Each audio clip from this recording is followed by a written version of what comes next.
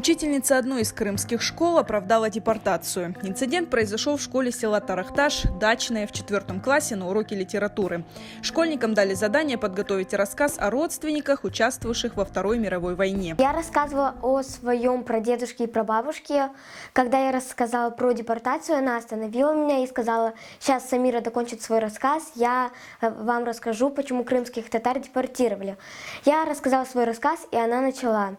Она сказала, что крымские татары были предатели, потому что они помогали немцам еще раз захватить Крым. Я почувствовала взгляды своих одноклассников, мне стало неудобно. Мне было обидно то, что они говорят так про нас, то, что мы предатели.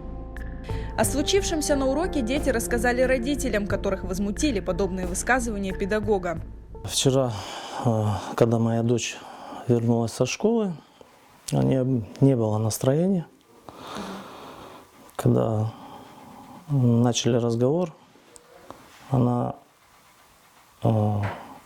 рассказывая историю, которая произошла у них в классе, заплакала, не смогла сразу рассказать. Ее это очень обидело, потому что моя дочь о своих дедушках слышала совсем другое. Служил в 166-м летном полку.